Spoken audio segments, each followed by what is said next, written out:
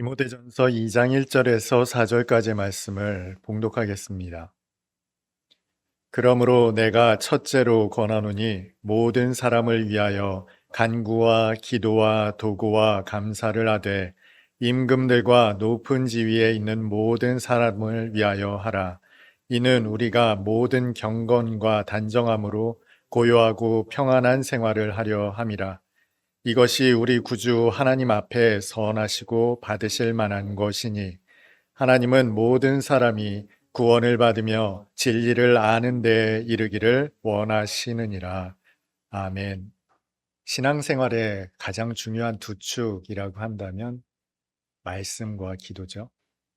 말씀에 관해서는 우리가 많은 설교를 통해 듣습니다만 기도는 배울 기회가 많지 않습니다. 그래서 기도가 이런 것입니다. 가르칠 때 사용하는 본문이 오늘 본문의 말씀입니다. 그래서 오늘 장제목도 기도에 대한 가르침이라고 되어 있을 겁니다. 기도의 종류는 총 4가지 정도가 있어요. 오늘 본문에 나타나 있습니다. 간구라고 되어 있죠. 간청이라고 생각하시면 될 것 같습니다. 두 번째로 기도로 기록되어 있죠. 이것은 아주 보편적인 기도라고 할 수 있습니다. 세 번째로는 낯선 표현이 있습니다. 도고라고 되어 있죠. 일반적으로 중보라고 일컬어지는 기도가 바로 도고입니다. 그리고 마지막으로 감사입니다. 바울은 아들 같은 디모데에게 오늘 본문의 4가지를 들어 이야기를 합니다. 그렇다면 이게 무슨 말입니까? 디모데야, 너는 기도할 때 이 4가지를 지켜서 기도해라. 그런 권면을 하고 있는 걸까요?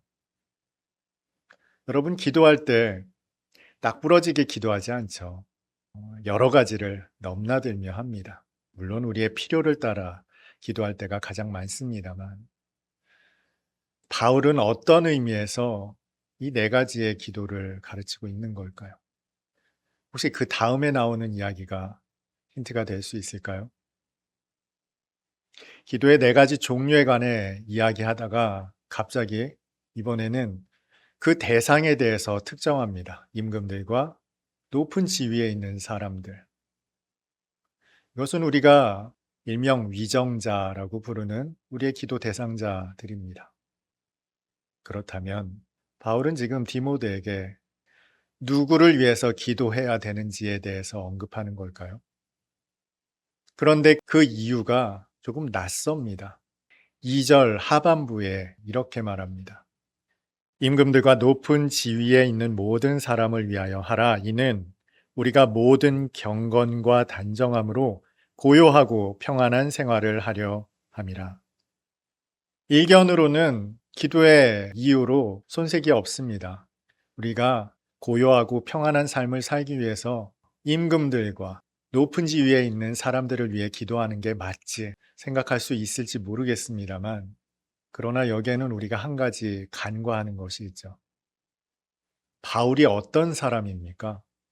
복음을 위해서라면 생명도 아끼지 않았던 사람입니다.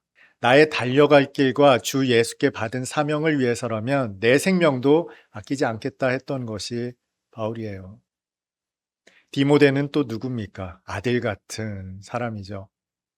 바울은 알았습니다. 디모데도 자신과 똑같은 길을 걸어가게 될 하나님의 부름을 받은 사람이라는 것을 알았어요. 그런데 그 디모데에게 이 4가지 기도를 권면하면서 고요하고 평안한 생활을 위해서 이정자들을 위해서 기도하라 할 만한 바울이 아니거든요. 너의 생명도 아끼지 말고 예수 그리스도의 복음을 위해서 투신하라. 오히려 이것이 바울에게 더 잘 맞는 스타일 아니겠습니까? 그런데 오늘 본문은 이런 의외의 이유에 관해 언급하고 있다는 거예요. 도대체 어떤 이유로 바울은 기도에 관해 이런 식으로 말하고 있는 걸까요? 대출 만기가 돌아오는 사업가가 있습니다. 수능을 불과 일주일도 남겨놓지 않은 수험생이 있어요. 병원 수술실 앞에서 사랑하는 가족의 수술 결과를 기다리는 가족이 있다고 한번 생각해 보십시오. 이 사람들의 공통점이 뭐겠습니까? 기도가 절로 나오는 사람들이죠. 간절할 수밖에 없습니다. 그리고 보면 기도라는 것은 태생적 특성이 있습니다. 기도는요, 절로 나오는 거예요.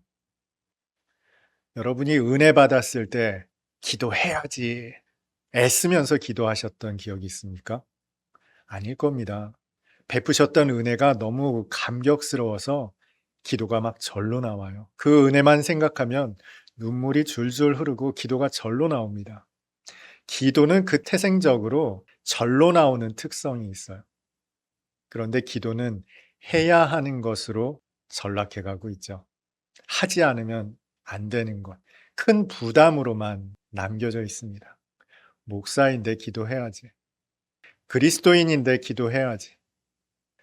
내 앞에 배설된 차려진 식탁을 보며 감사가 절로 나와야죠. 이것이 기도 아닙니까? 그런데 한참 밥숟가락을 떠넣다가 아차 싶어 기도한단 말이에요. 아차, 기도 안 했다 싶은 거죠. 감사보단 해야 하는 당위성에 가까운 것이 언제부턴가 기도가 되었다는 거예요. 기도가 나오지 않는 이유는 딱 두 가지일 겁니다. 간절한 그 무언가가 없다거나 아니면 믿음이 없거나. 여러분, 기도 안 하면 이 두 가지 중에 하나입니다. 그렇다면 바울은 지금 디모데에게 이것을 이야기하고 있는 걸까요? 너는 간절한 그 무엇을 발견하여라. 혹은 너는 믿음을 가져라. 이 이야기를 하고 있는 걸까요? 혹시 눈썰미가 좋은 분이라면 오늘 본문을 읽으면서 반복되어 나오는 단어가 보이실 겁니다. 혹시 찾으셨습니까? 모든 이라는 말입니다. 헬라어로는 파스라는 말인데요. 바울이 굳이 이 단어를 사용한 것은 대단히 이상합니다. 여러분, 기도의 대상이 모든 사람이어야 하죠. 그렇습니다. 그리스도인으로서 모든 사람을 위해 기도하는 것은 어찌 보면 너무나 당연한 일이죠. 모든 사람을 위해 기도해야 하는 이유 또한 너무나 적절합니다. 오늘 본문 4절에 기록되어 있죠. 하나님께서는 모든 사람이 구원을 받고 진리에 이르기를 원하신단 말이에요. 그러니 모든 사람을 위해 기도하는 것 역시 너무나 당연합니다. 그런데 여기에 한 가지 문제가 생깁니다. 기도에 태생적 특성이 있다고 했죠. 간절함이에요. 간절함. 기도는 간절한 거예요. 간절하기 때문에 절로 나오는 것이 바로 기도입니다. 그런데 기도의 대상이 만약 모든 사람이 된다고 해보세요. 간절함이 생깁니까? 여러분, 우리는 무언가에 몰입했을 때, 집중했을 때 간절함이 있어요. 모든 사람을 사랑하면 간절함이 상쇄되겠죠. 그런데 내 평생의 반려자를 보게 되었습니다. 아, 이 사람은 내 짝이구나. 그랬을 때 우리에게는 간절함이 생기죠. 이 사람은 놓치면 안 되겠다. 꼭 붙들어야겠다. 모든 사람을 위한 기도가 간절할 수 있을까요? 바울은 지금 이렇게 말하는 거예요. 여러분은 모든 사람을 위해서 간절하게 기도하십시오. 그 가운데에서 특별히 임금들과 높은 지위에 있는 모든 사람을 위해서 기도하십시오라는 거예요. 성도들이 기도함에 있어서 그 간절함을 희석시키는 것 같은 대상자들로 확대시켜 기도하라라고 말합니다. 여러분 생각해 보세요. 새벽 기도에 나오셨어요. 여러분의 기도 대상자는 가장 첫 번째로 가족들이 떠오르겠죠. 그리고 일가 친척이 떠오를 겁니다. 가까운 지인들, 성도들이 떠오르겠죠. 여기까지만 기도해도 좋게 2시간은 걸립니다. 여기까지만 기도해도 우리의 기도는 끝날 기미가 없어요. 그런데 그 대상자를 임금들과 높은 지위에 있는 사람들만 조금 추가해도 우리의 24시간이 부족하단 말이에요. 도대체 바울은 무슨 의미로 모든 사람을 위해서, 특별히 임금들과 높은 지위에 있는 이 모든 사람을 위해서 기도하라고 권면하고 있는 걸까요? 왜 기도가 나오는 것에서 해야 하는 것으로 전락시키려고 하는 것일까요? 여기에는 당시의 시대사를 조금 살펴볼 필요가 있습니다. AD 60년 이전까지만 해도 지중해 패권을 가지고 있었던 로마에게 있어서 유대교는 대수로운 종교가 아니었습니다.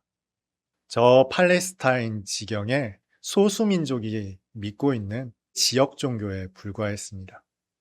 이 유대인들은 선민 사상이 있었어요. 이방인들과 섞이는 것을 대단히 불쾌하게 여기는 사람들이었습니다. 그래서 굳이 이방인들에게 포교라는 것을 할 이유가 없었던 사람들입니다. 로마 정부에 있어서도 크게 문제될 것이 없었던 소수민족이었기 때문에 너희 종교 가지고 믿어라. 로마는 다신교 아니었습니까? 여러 신들이 있었던 나라가 로마였기 때문에 크게 문제될 것이 없었어요. 그런데 이 기독교라는 것이 바리새파, 사두개파 뭐 이런 정도의 어떤 작은 분파 정도로 생각했던 기독교가 다른 노선을 걷더라는 거죠. 기독교는 포교에 적극적이었습니다. 문제는 이 기독교인들이 유일신 사상을 가지고 있었어요. 여호와 하나님만을 섬겼던 거죠. 로마인들에게는 황제 숭배 사상이 있었습니다. 황제도 일종의 신이었단 말이죠. 마치 기독교인들의 이런 태도가 황제 숭배를, 로마의 통치를 거절하는 것처럼 보여졌어요. 유대교의 분파에 불과했던 기독교가 점점 눈엣 가시가 되기 시작했습니다. 그러다가 AD 64년에 로마 대화재가 일어났죠. 당시 황제였던 네로가 기독교인들이 로마에 불을 질렀다는 거예요. 그러면서 대대적인 극심한 박해가 일어납니다. 우리가 기억하는 거의 대부분의 가장 극심한 박해가 바로 이때 박해였어요. 콜로세움에서 그리스도인들을 사자밥으로 던져주고 화형을 시키는, 십자가에 못 박아 죽이는 일들이 아주 비일비재하게 일어났습니다. 더 중요한 것은 로마 시민들이 그 사실을 믿었어요. 기독교인들은 사람을 잡아먹는다 했거든요. 성찬식 있죠? 당시 사람들은 기독교인들이 사람 잡아먹는다라고 생각했습니다. 거기에다 황제까지 나와서 기독교인들을 화제의 주범으로 특정했으니 시민들도 기독교인 박해에 아주 당연한 것으로 생각했고, 시민들뿐만 아니라 로마 정부도, 높은 지위에 있는 권력가들도 기독교인들을 박해하는 것을 자신들의 정치적 목적으로 합리화하는데 너무 좋은 재료가 되었던 것이죠. 바울이 디모데에게 디모데전서 후서를 썼던 시기가 바로 이 시기와 일치합니다. 기독교인들에 대한 인식이 아주 흉흉해지던 때였어요. 이때 바울이 디모데에게 권면하는 바가 오늘 본문입니다. 너는 모든 사람을 위해서 기도해라. 특별히 임금들과 높은 지위에 있는 사람들을 위해서 기도해라. 어떻습니까? 이제 왜 이렇게 권면했는지 조금은 납득이 되시죠? 그런데 당시 성도들이, 기독교인들이 어떻게 이해했을까요? 임금들을 위해서 기도한다고, 높은 지위에 있는 사람들을 위해서 기도한다고, 로마 시민들을 위해서 기도한다고 그 기도가 먹히겠습니까? 쉽지 않았을까요? 사람들의 인심은 떠났습니다. 권력자들도 기독교인들을 달가워하지 않아요. 이 그림은 마치 예수님께서 바리새인과 서기관들, 율법사들을 위해서 기도하라라는 것과 비슷할 겁니다. 예수님의 천국 복음이 그들에게 씨알이나 먹혔을까요? 디모데도, 성도들도 이게 기도한다고 될 일인가 싶지 않았을까요? 게다가 이미 사람들은 그리스도인들에 대해서 색안경을 끼고 바라봅니다. 사람 잡아먹는 사람들, 황제 숭배를 거절하는 반역의 의도를 가진 불순한 사람들, 이런 정서가 팽배했단 말이에요. 그런 사람들의 따가운 시선을 받는 성도들이 모든 사람들을 위해서 기도하는 게 그 성도들의 입장에서는 받아들여질 만한 일이었을까요? 그래서 바울은 2절 후반부와 같은 말을 했을 겁니다. 너희들이 기도해야 되는 이유는 너희가 평안하게 살기 위함이다. 그들의 가족, 아내, 자식들, 부모님들, 너희 모두가 평안하게 살기 위해서 기도하는 것이니 기도하라 하는 기도의 목적을 부여했을 겁니다. 일종의 핑곗거리죠. 기도를 해야 되는 핑곗거리를 적절하게 이야기한 거죠. 그런데 바울의 본심은 그것이 전부가 아니었습니다. 만약에 여러분이 저에게 이 사탕 줄 테니까 기도하세요라고 말한다면 사탕 때문에 기도할까요? 대한민국은 참 부유한 나라죠. 사탕 준다고 해서 교회 나오는 사람 이제는 없습니다. 그런데 바울은 지금 디모데에게 너희가 평안한 생활을 할 수 있으니 이를 위해서 기도하라 라고 말한다면 디모데가 그 평안한 생활을 위해서 기도했을까요? 아니면 바울의 다른 목적, 다른 의도를 알아차렸을까요? 3절을 봉독합니다. 이것이 우리 구주 하나님 앞에 선하고 받으실 만한 것이니 임금들을 위한 기도, 높은 지위에 있는 사람들을 위한 기도, 이 기도가 하나님께서 받으실 만한 것이라는 거예요. 이게 무슨 뜻일까요? 기도를 하다 보면 뜻하지 않은 기도를 하게 되는 경우가 있어요. 평소에는 전혀 생각지도 않았는데 마음속에 떠오르는 사람들이 있단 말이죠. 그래서 그를 위해서 기도를 하는데 이 기도가 끊어지질 않습니다. 기도를 하다 보면 이것이 하나님께서 받으시는 기도인지 성령께서 우리 가운데 거하시기 때문에 본능적으로 알아요. 그래서 이것이 하나님께서 받으시는 기도구나 하면 그 기도를 계속하게 됩니다. 그러다 보면 그 사람에 대한 하나님의 마음을 똑같이 공유하게 됩니다. 끝없는 안타까움과 긍휼과 자비와 은총을 경험하게 되더라는 거예요. 그러다 보면 그 기도 속에 간절함이 배어나옵니다. 여러분들에게도 아마 그런 경험이 있을 겁니다. 기도회를 하다 보면 나라와 민족을 위해서 기도한단 말이에요. 이 기도가 얼마나 광범위합니까? 그래서 어떻게 기도해야 될지 모릅니다. 그런데 갑자기 애끓는 마음으로, 뜨거운 마음으로 기도가 터져 나올 때가 있더라는 거예요. 성도는 본능적으로 하나님께서 받으시는 기도가 무엇인지를 압니다. 그리고 그 기도를 계속하게 됩니다. 그때 하나님의 뜻하시는 바를 깨닫게 되죠. 하나님이 모든 사람이 구원을 받는 것을, 모든 사람이 진리에 이르기를 원하신다는 것을 절절하게 깨닫게 되는 겁니다. 바울은 이것을 알았어요. 그래서 아들 같은 디모데에게 말하죠. 임금들을 위해서 기도하십시오. 높은 지위에 있는 사람들을 위해서 기도하십시오. 기도하다 보면 그들을 향한 하나님의 뜻을 알게 될 겁니다. 나의 고요하고 평안한 삶을 위해서가 아니라 하나님의 뜻을 이해하게 되는 방법이 바로 기도에 있기 때문에 그렇습니다.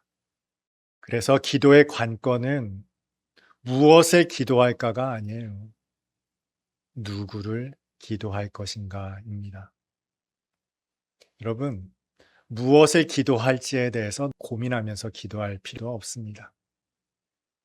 사실 저와 여러분에게는 하나님께서 다 주셨습니다. 아들을 주셨잖아요. 우리가 하나님께 사사로이 구할 것이 있기도 합니다만 그것은 우리의 기도에 그렇게 중요한 부분이 아닙니다. 그리스도인에게 기도의 가장 중요한 것은 누구를 위해 기도할 것인가? 바로 기도의 대상이 중요하다는 거예요. 하나님의 선하신 뜻이 무엇인가를 분별하는 기도. 모든 사람이 구원을 받으며 하나님의 진리에 이르기를 원하시는 하나님의 뜻을 이루는 그 기도에 동역하는 그리스도인으로 성숙하기를 바랍니다. 그래서 부담에서 벗어나 기도가 터져 나오는 여러분이 되었으면 좋겠습니다. 모든 사람을 위한 기도가 여러분의 가슴 속에서 애끓는 주님의 마음을 담아내는 기도가 여러분 가운데서 나왔으면 좋겠습니다. 그들 모두를 구원하시기를 애끓는 마음으로 기다리시는 주님의 마음으로 사랑하는 가족을 위해서, 이웃을 위해서, 생각지도 않았던 그 모든 사람들을 위해서 늘 기도하시는 저와 여러분 다 될 수 있기를 주님의 이름으로 축복합니다.